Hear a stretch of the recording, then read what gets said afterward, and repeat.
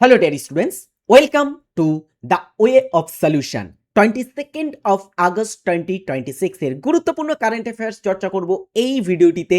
তো এই ভিডিওটিতে যারা যুক্ত হয়েছো সকলে লাইক করো এবং শেষ পর্যন্ত দেখতে থাকো। শুধু 22 আগস্ট নয়, সাথে সাথে আমরা আগের দিন অর্থাৎ 21শে আগস্টেরও গুরুত্বপূর্ণ কারেন্ট অ্যাফেয়ার্স রেখেছি এই পর্বটিতে। তো 2 দিনের কারেন্ট অ্যাফেয়ার্স মানে অনেকগুলো কারেন্ট অ্যাফেয়ার্স চর্চা হবে এই ভিডিওটিতে। তো যারা প্রথমবারের জন্য যুক্ত হয়েছো বলে রাখি, TWS একাডেমি আমাদের অ্যাপ ডাউনলোড না করলে আজই ডাউনলোড করে ফেলো, যেখানে আমরা পেইড কোর্সের মাধ্যমে তোমাদের বিভিন্ন চাকরি প্রিপারেশন দিয়ে আসছি। শুরু করছি আজকের প্রথম কারেন্ট অ্যাফেয়ার্সের প্রশ্ন দিয়ে। প্রথম প্রশ্ন একটা দিবস রিলেটেড। প্রতি বছর কোন তারিখে জাতীয় প্রবীণ নাগরিক দিবস বা ন্যাশনাল সিনিয়র সিটিজেন্স ডে পালিত হয়? কি হবে উত্তর? নিশ্চয়ই আগস্ট মাসে পালিত হয়, কিন্তু আগস্ট মাসের কোন দিনে? সঠিক উত্তর অপশন ডিতে আছে, 21শে আগস্ট আমরা পালন করি। The national senior citizens day is celebrated on 21st of August each year. Next প্রশ্ন 2। আচ্ছা, এখানে একটু নাম্বারিং ভুল হয়েছে। কে বাংলাদেশের নতুন রাষ্ট্রপতি নির্বাচিত হয়েছেন?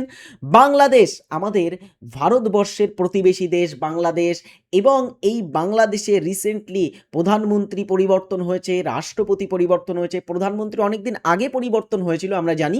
যাই হোক, এই বাংলাদেশের নতুন রাষ্ট্রপতি হিসাবে কে নির্বাচিত হয়েছেন? সঠিক উত্তর হলো মির্জা ফখরুল ইসলাম।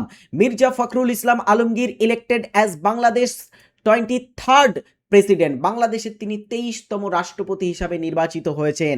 The current prime minister of Bangladesh is Tarique Rahman. বাংলাদেশের বর্তমান যিনি প্রধানমন্ত্রী পদে আছেন তিনি হলেন তারেক রহমান। অ্যান্ড মির্জা ফখরুল ইসলাম এবং তারেক রহমান দুজনেই বিএনপি পলিটিক্যাল পার্টির সদস্য। বাংলাদেশ ন্যাশনালিস্ট পার্টি বাংলাদেশে বর্তমানে ক্ষমতায় আছে।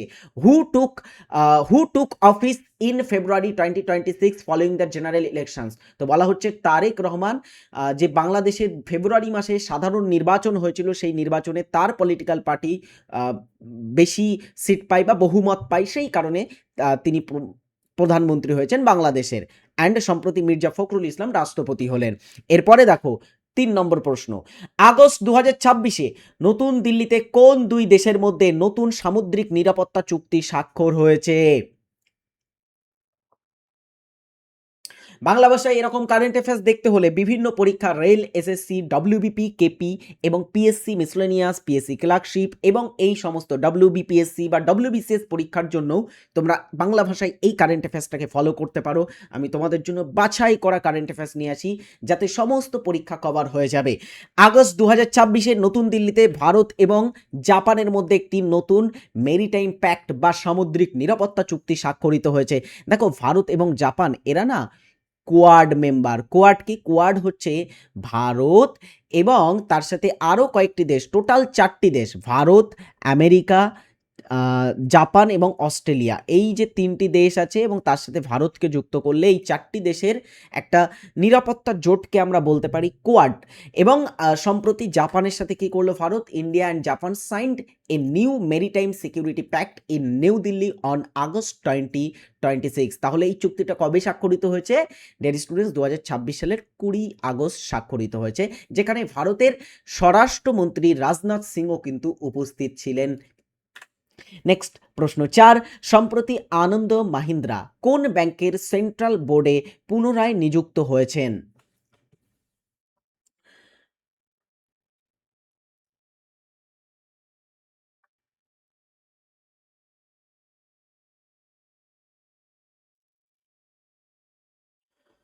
আনন্দ মাহিন্দ্রা যে ব্যাংকে সেন্ট্রাল বোর্ডে পুনরায় নিযুক্ত হয়েছেন সেটি হলো রিজার্ভ ব্যাংক অফ ইন্ডিয়া, ভারতবর্ষের কেন্দ্রীয় ব্যাংক। Anand Mahindra has been reappointed as the Reserve Bank of India's central board. Comment বক্সে জানাবে বর্তমানে রিজার্ভ ব্যাংক বা আরবিআই এর কে গভর্নর পদে আছে। এটা তোমাদের একটা বাড়ির কাজ দিয়ে রাখবো। ফরমার তার সাথে বলা হচ্ছে, দেখো, আনন্দ মাহিন্দ্রা রিঅ্যাপয়েন্ট হয়েছে বা পুনর্নিযুক্ত হয়েছে বোর্ডে, সাথে সাথে former ISRO chief S Somnath as নন অফিসিয়াল ডিরেক্টর হিসাবেও তিনিও কিন্তু অ্যাপয়েন্ট হয়েছে, নন অফিসিয়াল ডিরেক্টর হিসাবে। আচ্ছা, ফরমার ইসরো চেয়ারম্যান তিনি জয়েন্ট হয়েছেন বোর্ডে ফর এ 4-year টার্ম, অর্থাৎ তিনি 4 বছরের একটা কার্যকালের জন্য নিযুক্ত হয়েছেন। তো এখন থেকে আমরা বলতে পারি এস সোমনাথ তিনি হচ্ছেন আরবিআই এর সাথে যুক্ত। আগে তিনি ইসরোর সাথে যুক্ত ছিলেন, এখন তিনি আরবিআই এর নন অফিসিয়াল ডিরেক্টর হিসেবে অ্যাপয়েন্ট হয়েছেন ফর দ্য 4 ইয়ার টার্মস, 4 বছরের জন্য। নেক্সট প্রশ্ন 5, প্রশ্ন বলতে কারেন্ট অ্যাফেয়ার্স নম্বর 5, 2026 সালের আগস্ট মাসে কাঠমান্ডু কোথায় আছে? নেপাল। তো নেপালের কাঠমান্ডুতে সফরের সময় কে নেপালের সর্বোচ্চ সূচক জেনারেল মর্যাদা লাভ করেছে? নেপালের হাইয়েস্ট, সবথেকে সর্বোচ্চ জেনারেল পদমর্যাদা কে লাভ করলেন? অত্যন্ত ইম্পর্টেন্ট একটা প্রশ্ন, চলো উত্তর করো। নেপাল দেশ, এই নেপালেও না আমরা রিসেন্টলি দেখেছি এখানেও প্রধানমন্ত্রী চেঞ্জ হয়েছে, তাই না? বালেন্দ্র শাহ বা বালেন শাহ নেপালের বর্তমান প্রধানমন্ত্রী পদে আছে। যাই হোক, আমরা সঠিক উত্তর করব ধীরাজ শেঠ। আচ্ছা, ধীরাজ শেঠ কোন পদে আছেন? ভারতবর্ষের Indian army chief general Dhiraj Seth conferred honorary rank of general of Nepali army by Nepal president. তাহলে নেপালের সেনাবাহিনীর সম্মানসূচক অনারারি র্যাঙ্ক পেয়েছেন আমাদের ভারতবর্ষের সিডিএস মানে সিডিএস নয়, মাফ করবে, এসিজি মানে ইন্ডিয়ান আর্মি চিফ জেনারেল। যাই হোক, ধীরাজ শেঠ তো খুব গুরুত্বপূর্ণ এটা। আচ্ছা, আমরা এখানে দেখেছি তিনি কার কাছ থেকে পেয়েছেন পদকটা? নেপালের প্রেসিডেন্টের কাছ থেকে। তাহলে নেপালের প্রেসিডেন্টকে বর্তমানে, the current president of Nepal is Ramchandra Paudel. তো রামচন্দ্র পৌডেল নেপালের বর্তমান রাষ্ট্রপতি পদে আছেন। নেক্সট কোশ্চেন 7, পশ্চিমবঙ্গ 2026 সালের আগস্ট মাসে নিম্নলিখিত কোন স্থানে কৌশল মহোৎসবের আয়োজন করলো? কৌশল মহোৎসব কি জানো? এটা একটা জব বা চাকরির একটা মেলা, ওকে, যেখান থেকে কর্মসংস্থান দেয়া হয় এই কৌশল মহোৎসবে। অ্যান্ড পশ্চিমবঙ্গ সরকার 2026 সালে আগস্ট মাসে এটা আয়োজন করেছে কোথায়? বালুরঘাটে। বালুরঘাট কোথায়? The West Bengal's first ever Kaushal Mahotsav was held on August 18, 18ই আগস্ট এটা অনুষ্ঠিত হয়েছিল 2026 সালে at Balurghat stadium in the Dakshin Dinajpur. তো দক্ষিণ দিনাজপুরের বালুরঘাট স্টেডিয়ামে এটা আয়োজিত হলো। এখানে ডিয়ার স্টুডেন্টস বলা হচ্ছে দক্ষতা উন্নয়ন ও উদ্যোগ মন্ত্রক MSDE, ইংরেজিতে বলতে গেলে ministry of skill development and entrepreneurship, and NSDC মানে ন্যাশনাল স্কিল ডেভেলপমেন্ট কাউন্সিল বা কাউন্সিল নয়, মাফ করবে, কর্পোরেশন হবে, ন্যাশনাল স্কিল ডেভেলপমেন্ট কর্পোরেশন। তো এরা দুজনে মিলে আয়োজন করেছে। এদের দ্বারা আয়োজিত এই মেগা চাকরির মেলা, যেটাকে কৌশল মহোৎসব বলা হচ্ছে, এখানে 50টিরও বেশি বেসরকারি সংস্থা অংশ নিয়েছিল। 7,500টিরও বেশি সাক্ষাৎকার নেওয়া হয়েছিল এবং মানে ইন্টারভিউ নেওয়া হয়, এবং 4,500 জনেরও বেশি যুবককে চাকরির জন্য সংক্ষিপ্ত তালিকাভুক্ত মানে তাদের নাম নথিভুক্তকরণ করা হয়েছে। এখানে হয়তো তোমাদের মধ্যে অনেকে গিয়েও থাকতে পারো, কেউ যদি যাও তাহলে কমেন্ট বক্সে জানাবে। চলো এরপরে আমরা প্রশ্ন 7 দেখব, এয়ারটেল পেমেন্টস ব্যাংক কাকে তাদের নতুন চেয়ারপারসন হিসেবে নিযুক্ত করেছে?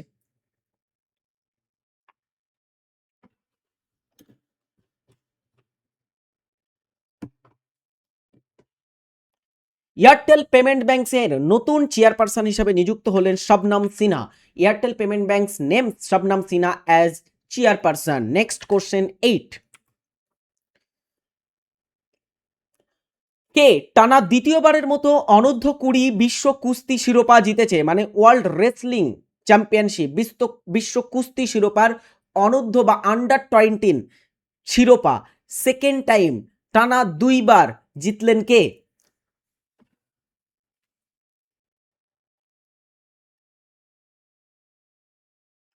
ভিনেশ ফোগাটকে আমরা এখানে দেখতে পাচ্ছি, কাজল ধোচাকের নাম দেখতে পাচ্ছি, তারপরে সাক্ষী মালিক এবং আন্টিম নয়, এটা অমিত পাঙ্গাল হবে, অন্তিম হয়ে গেছে ট্রান্সলেট করার জন্য।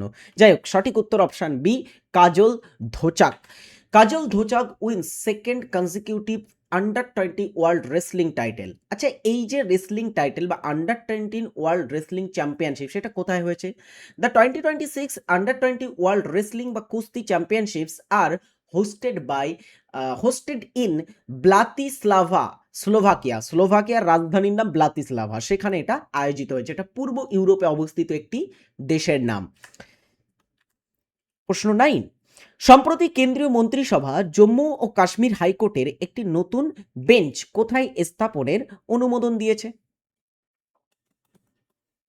মানে জম্মু কাশ্মীরের হাইকোর্টের একটা নতুন ব্রাঞ্চ টাইপের বেঞ্চ, এটা কোথায় স্থাপনের অনুমোদন দেওয়া হয়েছে?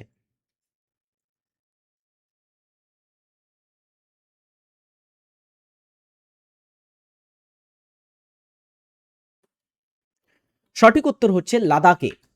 Cabinet approves establishment of bench of high court of Jammu and Kashmir in Ladakh. লাদাখটা একটা সময় জম্মু কাশ্মীর হাইকোর্টের অধীনস্থ ছিল। 2019 সালে জম্মু কাশ্মীরটাকে ভেঙে দুটি কেন্দ্রশাসিত অঞ্চল করে দেওয়া হয়। এই কারণে লাদাখটা কিন্তু জম্মু কাশ্মীর থেকে আলাদা হয়ে যায়। তবে লাদাখ জম্মু কাশ্মীরের অধীনস্থ, একটা হাইকোর্টের অধীনে মাল্টিপল কিন্তু অঞ্চল থাকতে পারে, যেমন পশ্চিমবঙ্গের কলকাতা হাইকোর্টের অধীনস্থ কলকাতা বা আমাদের পশ্চিমবঙ্গ রাজ্য, এবং পশ্চিমবঙ্গ রাজ্যের সাথে সাথে আন্দামান নিকোবর দ্বীপপুঞ্জেরও এখতিয়ার, সেটাও কিন্তু কলকাতা হাইকোর্টের এখতিয়ারে আসে। সো লাদাখও জম্মু কাশ্মীরের অধীনেই আসে, বাট লাদাখে নতুন একটা বেঞ্চ তৈরি করার কথা বলা হয়েছে। নেক্সট প্রশ্ন 8, দ্য অষ্টম ভারত ইউএসএন, ভারত মানে ইন, ঠিক আছে, এখানে আইএন হবে, যাই হোক, ভারত ও ইউএসএন ইওডি অনুশীলন বা এক্সারসাইজ 2026 ভারতের কোন স্থানে সমাপ্ত হয়েছে?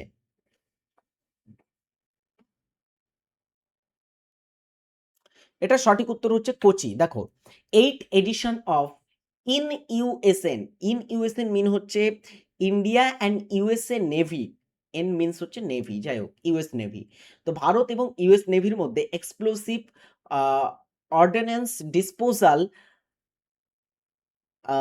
এক্সারসাইজ, মানে ডেড স্টুডেন্টস বিভিন্ন এক্সপ্লোসিভ যেগুলো থাকে বিস্ফোরক, সেগুলোকে ডিসপোজ করার জন্য, নষ্ট করার জন্য একটা বিশেষ ধরনের দুটো দেশের মধ্যে এক্সারসাইজ বলা যেতে পারে, তাই তো, এটাই তো মিনিং দাঁড়াচ্ছে। যাই হোক, 2026 concludes at southern Naval command Kochi. ভারতবর্ষের দক্ষিণ যে নেভাল কমান্ড আছে, নৌ কমান্ড, সেটা কোচিতে অবস্থিত, সেখানে অনুষ্ঠিত হলো এটা, যেটা কেরালার মধ্যে পড়ে অ্যাকচুয়ালি। 11তম দক্ষিণ অঞ্চলীয় আঞ্চলিক পরিষদ বৈঠকটি কোথায় অনুষ্ঠিত হয়েছে?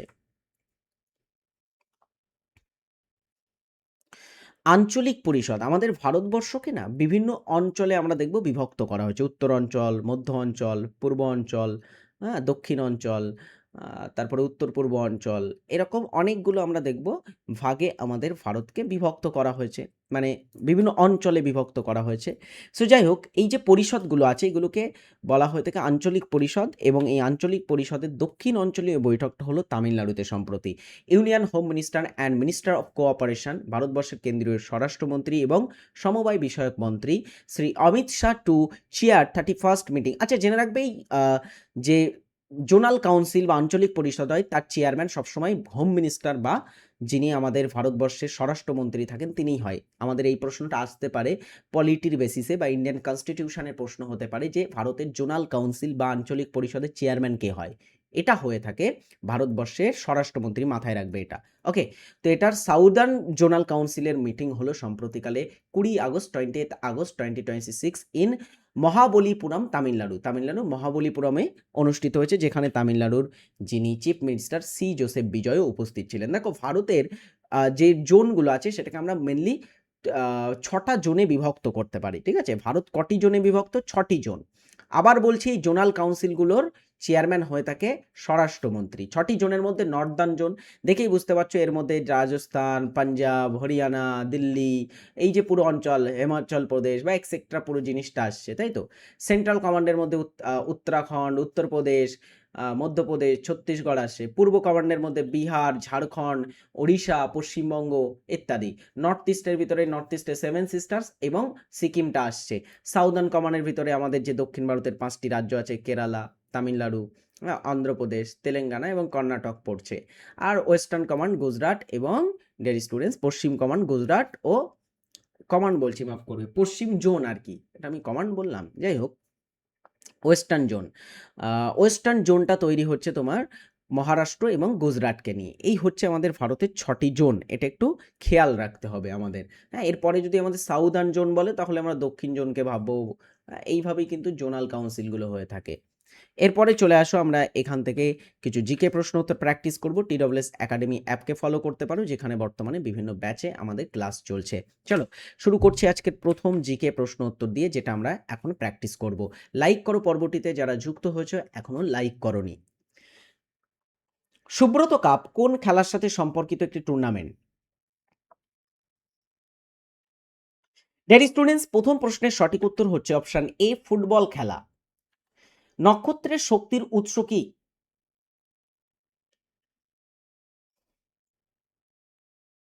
নক্ষত্রগুলো নিজের শক্তি নিজেরাই তৈরি করতে পারে। গ্রহ বা উপগ্রহ এরা কিন্তু পারে না। এরা নক্ষত্র শক্তি বা নক্ষত্রর আলো বা তার শক্তিতেই এদের মূল এনার্জির উৎস আমরা বলতে পারি গ্রহ বা উপগ্রহগুলির, তাই তো? যেমন সূর্য একটা নক্ষত্র। তো সূর্যের নিজস্ব শক্তি তৈরি করার ক্ষমতা আছে। সূর্যের ভিতরে হাইড্রোজেন, হিলিয়াম গ্যাস থাকে। আচ্ছা, সো এই যে আমরা দেখব সূর্যে কি হয় জানো? এখানে নিউক্লিয় সংযোজন হয়ে থাকে। তো এখানে অপশান বি রাইট অ্যান্সার, ঠিক আছে? নিউক্লিয় সংযোজন বিক্রিয়ার মাধ্যমে সূর্য সবথেকে বেশি পরিমাণে শক্তি উৎপাদন করে থাকে। এবং নক্ষত্র, সূর্য অলসো একটা নক্ষত্র, তোমরা জানো তো নিশ্চয়ই। শেরশাহ প্রবর্তিত রৌপ্য মুদ্রার নাম কি ছিল? শেরশাহ।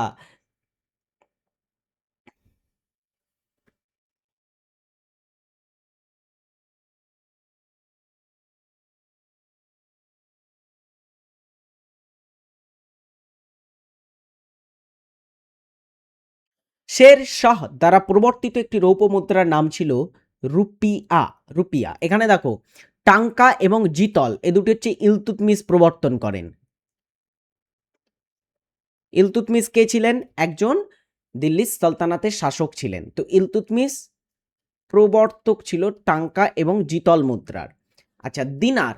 দিনার হচ্ছে ডের স্টুডেন্টস এক ধরনের মুদ্রা, যে মুদ্রাটা গুপ্ত শাসকরা শুরু করেছিল। এটা গুপ্তদের স্বর্ণ মুদ্রা ছিল, তাকে আমরা দিনার বলি।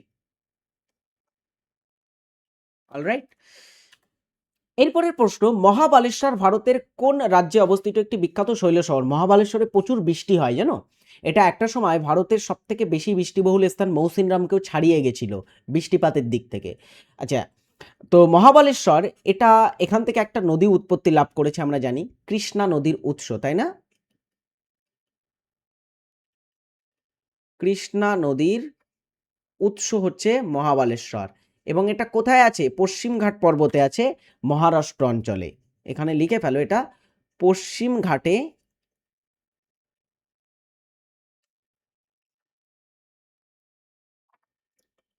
অবস্থিত আছে।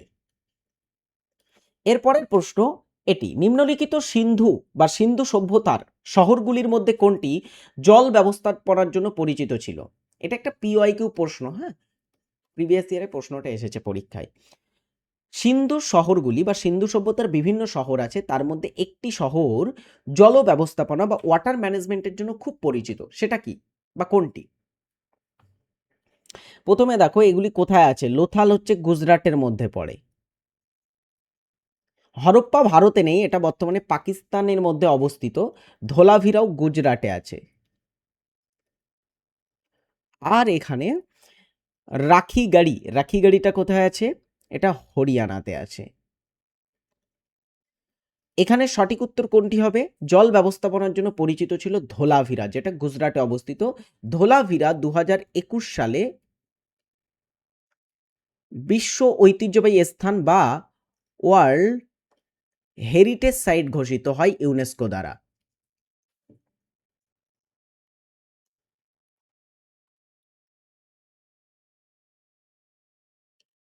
ঠিক আছে, ওয়ার্ল্ড হেরিটেজ সাইট এটাকে ঘোষণা করা হয় 2021 সালে। আচ্ছা, এখান থেকে আরেকটা তথ্য বলি, সেটা হচ্ছে আমাদের মহেঞ্জোদারো বলে একটা জায়গা ছিল। মহেঞ্জোদারো, বলো তো দেখি মহেঞ্জোদারো কিসের জন্য বিখ্যাত? মহেঞ্জোদারো উন্নত নিকাশি ব্যবস্থা মানে ড্রেনেজ সিস্টেমের জন্য বিখ্যাত ছিল। এটাও আসে পরীক্ষায়, সব থেকে ভালো ড্রেনেজ সিস্টেম মহেঞ্জোদারোতে দেখা যেত। পাবলিক অ্যাকাউন্টস কমিটির চেয়ারম্যানকে কে নিয়োগ করেন? পাবলিক অ্যাকাউন্টস কমিটি এটা আমাদের পার্লামেন্টের তৈরি হয়। এটাকে আমরা বলতে পারি ভারতীয় পার্লামেন্টের বা ভারতীয় শাসন ব্যবস্থার ওয়াচডগ, মানে কোথায় কি পার্লামেন্টের কাজ হচ্ছে এবং সেই কাজগুলো বিভিন্ন প্রকল্প হচ্ছে, সেখানে কোথায় কি খরচ হচ্ছে, এগুলোর উপরে নজর দেওয়া হচ্ছে পাবলিক অ্যাকাউন্টস কমিটির কাজ। এবং পাবলিক অ্যাকাউন্টস কমিটির বর্তমানে মেম্বার যদি দেখি, টোটাল থাকে 22 জন মেম্বার। এবারে এই 22 জন মেম্বার দ্বারা গঠিত পাবলিক অ্যাকাউন্টস কমিটির একজন থাকেন চেয়ারম্যান। চেয়ারম্যান অলওয়েজ কোনো বিরোধী দল থেকে কেউ একটা হয়, মেনলি বিরোধী দলনেতা হয়। যেমন বর্তমানে চেয়ারম্যান হচ্ছেন কে কে বেণুগোপাল। কে কে বেণুগোপাল, ইনি পাবলিক অ্যাকাউন্টস কমিটির বর্তমান চেয়ারম্যান পদে আছেন। যাই হোক, আমরা দেখব লোকসভার স্পিকার পাবলিক অ্যাকাউন্টস কমিটি গঠন করেন বা পার্লামেন্টের বিভিন্ন কমিটি তিনিই গঠন করেন এবং তার চেয়ারম্যানদেরকে নিযুক্ত করেন। Women empowerment committee, public accounts committee, etcetera committee স্পিকারই তৈরি করে।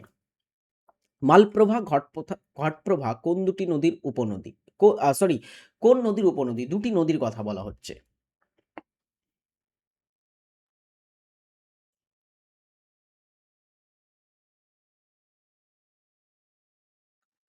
মালপ্রভা ঘটপ্রভা হচ্ছে কৃষ্ণা নদীর উপনদী। এছাড়া কৃষ্ণার আরো অনেক উপনদী আছে, যেমন বিখ্যাত উপনদী হচ্ছে তুঙ্গভদ্রা। আর কি আছে তুঙ্গভদ্রা ছাড়া? মুসি, মুসি নদী, যার তীরে হায়দ্রাবাদ আছে, তাই তো। আর কি আছে? কয়না নদী, কৃষ্ণার একটা উপনদীর মধ্যে পড়ে প্রধান। ক্যাবিনেট মিশনের প্রধান কে ছিলেন? ক্যাবিনেট মিশন ভারতবর্ষে কি জন্য এসেছিল? ভারতবর্ষের একটা সংবিধান রচনা করার উদ্দেশ্যে, ঠিক আছে। ক্যাবিনেট মিশন আমাদের ভারতে এসেছিল, এটা ক্যাবিনেট হয়ে গেছে, যাই হোক। ক্যাবিনেট মিশন যে আমাদের ভারতে আসে, সেই ক্যাবিনেট মিশন ভারতে আসে 1946-এ এবং এর ভিতরে 3 জন সদস্য ছিল। ক্যাবিনেট মিশনের টোটাল নাম্বার অফ সদস্য কতজন ছিল? 3 জন সদস্য ছিল এবং এই 3 সদস্যের মধ্যে ছিলেন এভি আলেকজান্ডার, স্টাফোর্ড ক্রিপস এবং প্যাথিক লরেন্স। ওয়াবেল ছিলেন না। এদের মধ্যে প্রধান ছিলেন স্যার প্যাথিক লরেন্স। এখানে অপশন সি রাইট অ্যান্সার করব। প্যাথিক লরেন্স ছিলেন প্রধান ক্যাবিনেট মিশনের। বক্সা অভয়ারণ্য কোথায় অবস্থিত? বাঘের জন্য খুব বিখ্যাত, এটা একটা ব্যাঘ্র প্রকল্প, তাই তো।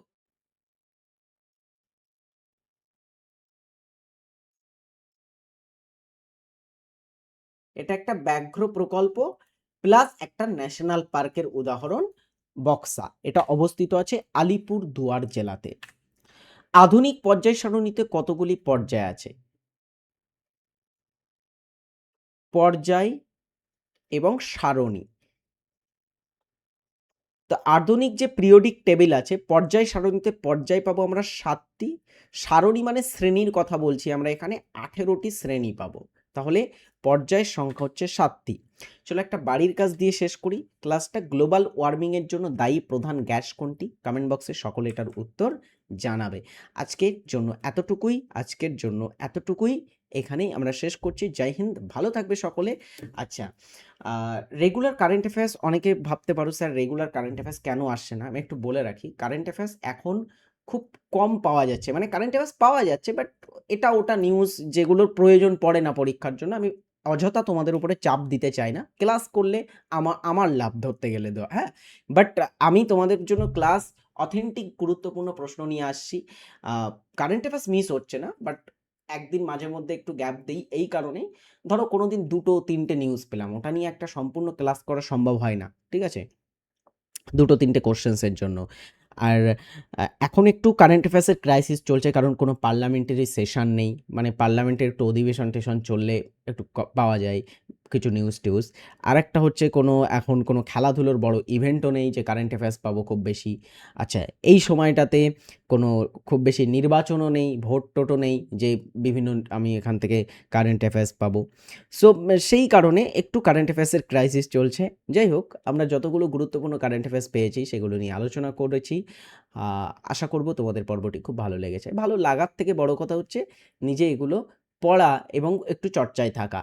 যারা এই পর্বটিতে যুক্ত হয়েছে সকলকে বলবো, তোমার যদি কোনো ফ্রেন্ডস থাকে যাদেরকে তোমরা এটা রিকমেন্ড করতে চাও কারেন্ট অ্যাফেয়ার্স, রিকমেন্ড করতে পারো, হ্যাঁ। কারণ কারেন্ট অ্যাফেয়ার্স শুধুমাত্র যে অ্যাসপারেন্টসরাই পড়ে যাবে সবসময়, শুধু যে পরীক্ষায় কারেন্ট অ্যাফেয়ার্স থাকে তারাই পড়বে এমন নয়। কারেন্ট অ্যাফেয়ার্স সবাই দেখতে পারে, এটা এক টাইপের নিউজের মতো, ঠিক আছে। সবাই দেখতে পেতে পারো, তোমার ফ্যামিলিকেও তোমরা দেখাতে পারো, এমন একটা জিনিস কারেন্ট অ্যাফেয়ার্স, ঠিক আছে। সো আমি ফ্যামিলিকে দেখাতে বলছি না, যদি কোনো ফ্রেন্ডস যারা পড়াশুনোর সাথে যুক্ত, পড়াশুনো করতে চায় তাদেরকে রিকমেন্ড করতে পারো। কেমন বাংলা ভাষায় আমরা সুন্দর কারেন্ট অ্যাফেয়ার্স করাচ্ছি, অবশ্যই সেটা তারাও দেখুক। ভালো থাকবে, সুস্থ থাকবে। Thanks for watching. জয় হিন্দ, জয় ভারত।